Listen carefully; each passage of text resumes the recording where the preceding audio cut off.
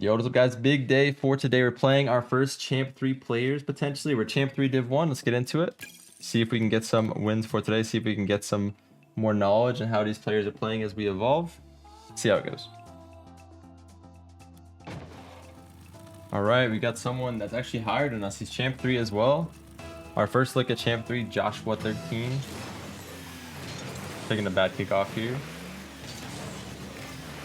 Honestly, didn't have my hand on my controller at the start.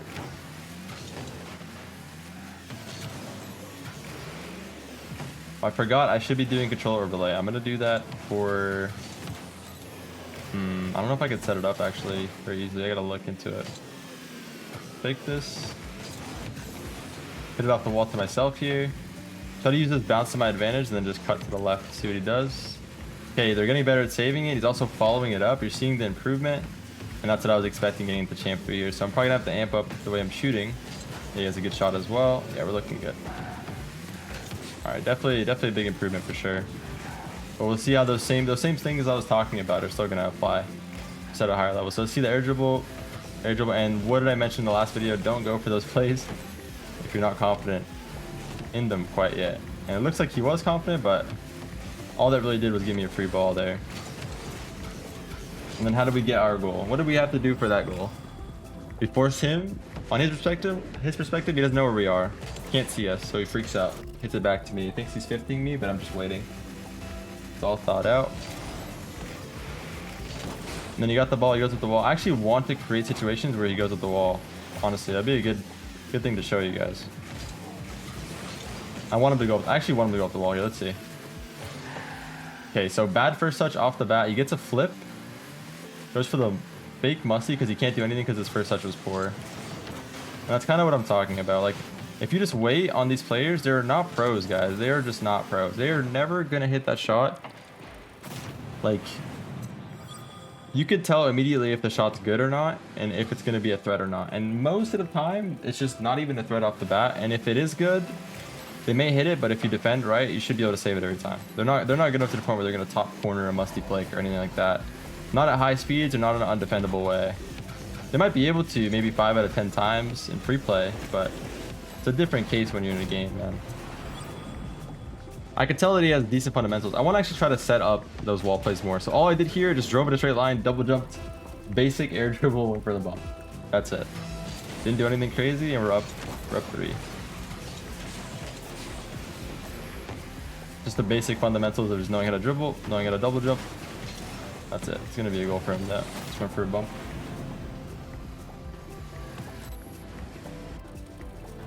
Good kickoff for him. Got the boost steal, which is good. Always trying to deny that boost, like I mentioned in previous videos. So here, like taking the back corner is much more valuable than getting the mid. Even if it means my plays later, it means his touch here is it. That's it. That's the whole play. If he gets that touch, I have a goal. If he doesn't get the touch, I have a goal. Either way, I'm gonna end up scoring next because he's full speed jumping to this ball with no boost, and I know that he's gonna have almost no boost straight. The max he can have there, off kickoff, if he's grabbing pads, is going to be like 40 boost, maybe.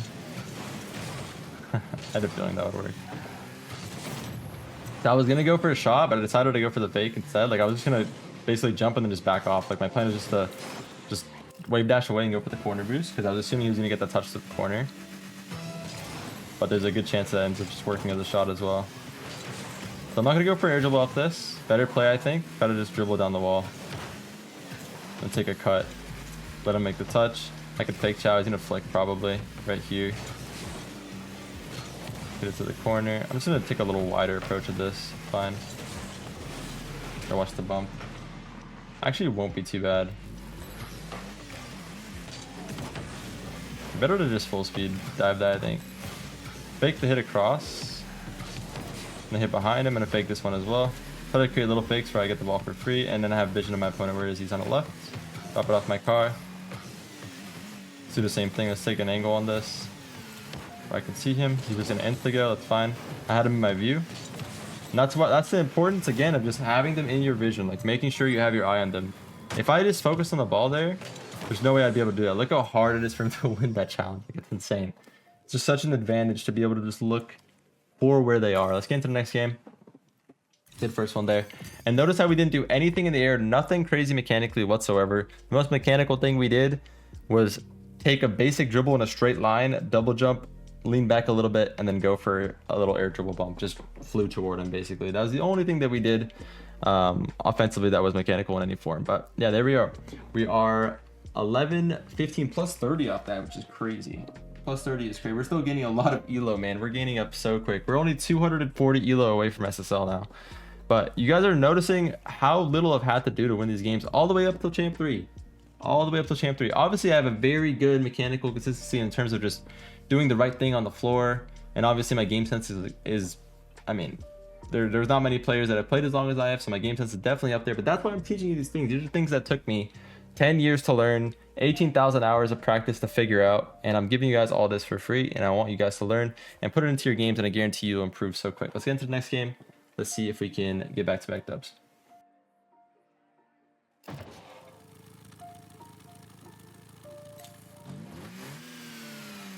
All right, so he's Champ 3 as well. Germ X 2000. We'll see if we're seeing the same kind of playstyle as the previous game. We saw more of the air dribble attempts. Oh, I gotta chill. I'm gonna hit it one time. See what he does. Oh, that's a goal. Okay. Nice shot. Okay, thank you. I appreciate that. So that's all I did. Little air dribble pop. One touch. I mean, it was a little... as I jumped up, I was starting it off like it was gonna be a high-level air dribble. I made it really basic at the end, and it still went in. Nothing crazy at all. I didn't have to commit to many resources. It's a good kickoff. I'm gonna flip far left here to give myself a good angle. No, I'm gonna front flip. Don't overcomplicate. Is he just really nice? What a nice guy. Don't overcomplicate the empty nets, by the way, guys. Like, look at where the ball's bouncing to. Try to get ahead of the curve and take a good angle at it. Don't overcomplicate those situations. And take this boost. Try to hide behind the ball. It's gonna force him to drop or flick. He drops. Take a touch to the side here, and then I'm gonna take an angle, dribble to the right. Try to look for the opponent. He actually did a really good job of positioning like that. I'm not sure if that was intentional. It was perfect positioning. Actually would have been better for me to take no angle at that ball, the way you position. So again, I'm not gonna go for air dribble. I'm gonna take a single jump off the wall, create a bounce here. I'm gonna go for touch around him. That's fine. Notice how all these plays, I'm trying to stay grounded unless he's there. Like, as long as he's not there, I don't have to really panic too much. Ones is very much about just not committing yourself, and always try to remember that. Player that commits first is always going to be the player that's in danger, like, almost every time. So he's actually committing himself quite a bit here. And what's going to end up happening? He just leaves an empty net. I'm not going to go for shot right away. I'm going to go for instead like a cut in field. See if I can create another cut maybe behind him here. Look for where the weak spot is. Kind of look for like behind his car basically. Because you can't gain momentum that quickly when something's hit behind you like that. Is he gonna jump? He's not gonna jump, it looks like. And if he did, it was gonna be too late, yeah.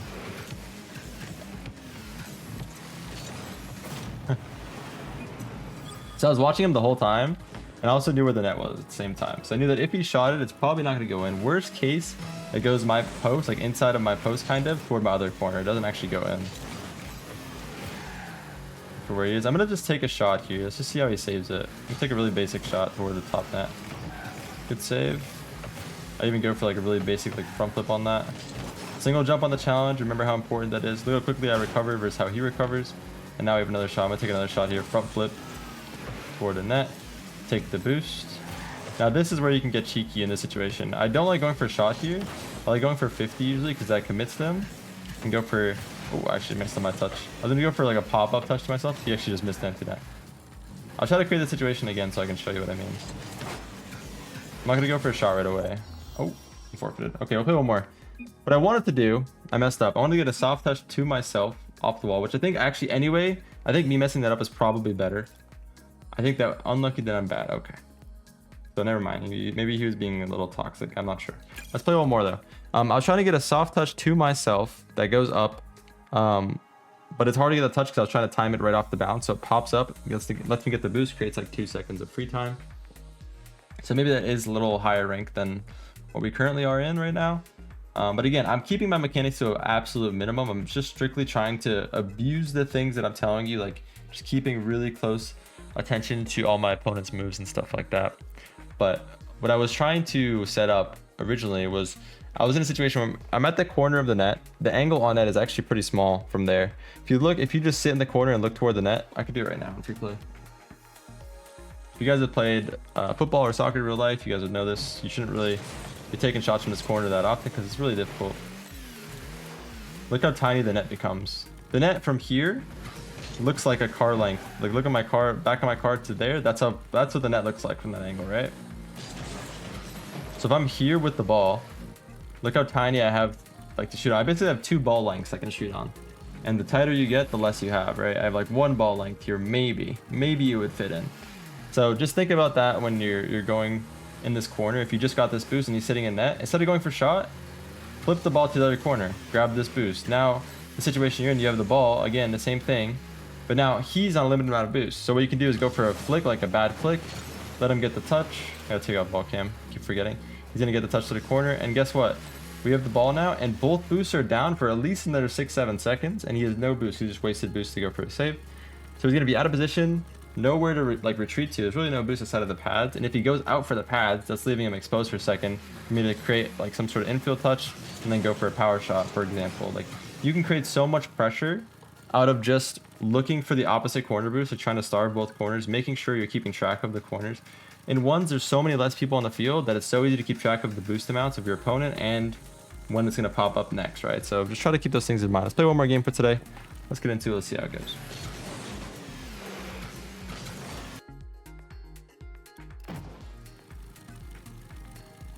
All right, also another champ 3 player. We're getting pretty close to GC ourselves here. He had the same kickoff as me. It's pretty interesting. Gonna take a touch to ourselves. Let's see, what is he gonna do? I'm watching him. Single jump 50. There we go. What did I really have to do for that goal? I take an angle where I can see the opponent. As soon as he comes in for the touch, I just go for low 50. From his perspective, it looks really annoying. From my perspective, it looks really simple. I don't have to do too much. But from his perspective, it looks almost impossible. And I'm kind of doing the same idea on kickoff. I'm going for a single jump as I meet the ball, and that creates just the dead 50. You see, from his perspective, it looks impossible to do anything. Again, that's kind of what you're hoping for. You want it to be really difficult on your opponent without being hard on you. It looks simple from my view, from his view. Not much you can do. Again, soft touch myself. Let's wait for him to come. He's gonna insta-go. That's fine. That's good to know early, and I didn't commit anything to figure that out. Let's go for a pinch. Good try.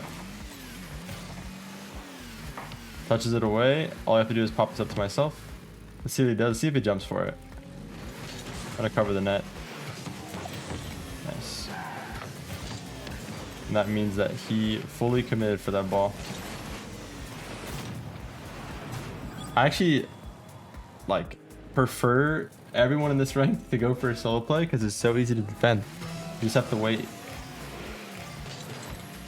Single jump, clean 50. He's gonna go up the wall instead of going for the air dribble. Touch to myself again because I'm assuming all of you don't have perfect aerial mechanics, and again, force him to commit. So just wait central, fake this. He freaked out, go for this boost. Cover the ball. He's gonna go for a touch away. At this point, he's getting a little bit more desperate, so he's gonna go for more challenges. And he overcommitted. Just gonna go for a soft touch toward the net. Let's see if he can save it. And he can't. Still not comfortable enough to get the touch. Didn't do anything crazy there at all. I could have went for a super hard shot that was untouchable for him, but I just wanted to go for a simple shot. See if he can make it back. Even that's just enough. But make sure you're practicing the right things, guys. I think this is the biggest thing about this series that I want to make sure I'm showing you all, is that make sure you're practicing the right things. Like, notice what I'm doing to win this. What have I really had to do? See where he is, get view. I'm gonna hit it to open space on the left. And then I'm gonna fake them. I'm gonna go for this touch here. That way he panic hits. That's fine. He should actually have a shot, but let's see.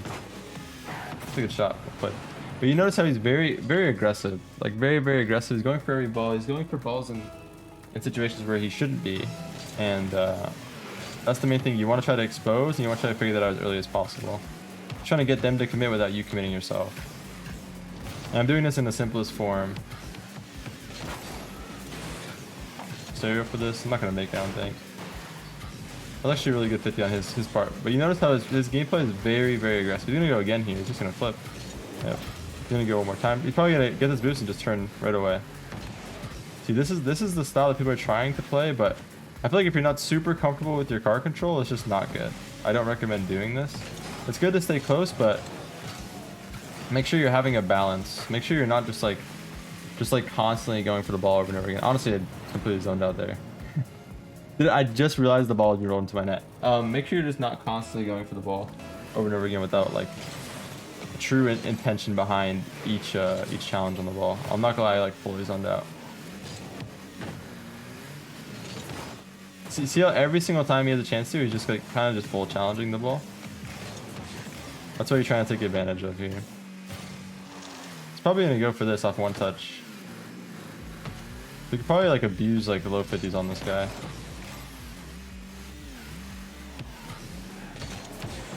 In a very simple way. I can also probably go for a lot of power slide cuts or like pops over him like this. It's all very good things to go for. Fake this, let him hit it. Should be fine. I'm gonna hit it up the wall to myself. Go for the bump.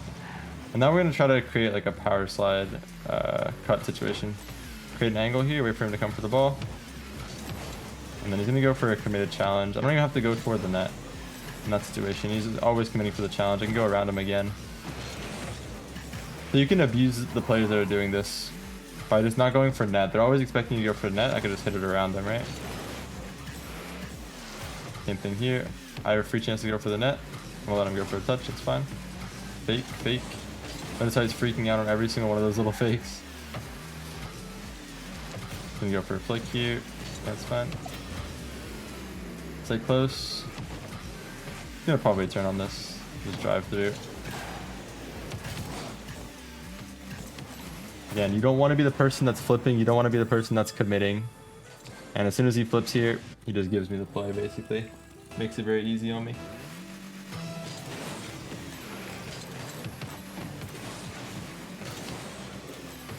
Not going to air dribble, going to stay close. And I'm going to wait for him to come. And just get a 50 again. The way he's playing, it's just really easy to abuse, to be honest with you. I don't recommend doing this. I can hit this around him again. When you go flying, yeah, he doesn't want to deal with it. But yeah, you see how easy it is, like to do the simple thing, but just try to figure out how your opponent's playing and try to use the information that they're giving you to the best of your ability. And the information that we got very early on there is that he loves to instantly challenge every ball, full speed, no fake challenges. So just look for the outplay touch, look for the low 50. Always try to be in control to play, and the game's gonna be super easy. But yeah, we got the promotion to Grand Champ 1, pretty solid. It's gonna be a lot harder to find games now. But hopefully we end up finding some people, and we're going to see a big skill increase, I think, the next video. So hope you guys enjoyed. I'm streaming every single day, by the way, guys, over on twitch.tv/SquishyMuffinz. I stream at 11 a.m. or 12 p.m. all the way till 4 p.m., 5 p.m. EST. So you can do a time zone converter if you're from Europe or anywhere else in the world, of course. But yeah, appreciate you guys. Thank you for all the support. Love you guys. And I'll see you all in the next one. And we'll get our first look at GC1 in 1v1. Love you guys. Peace.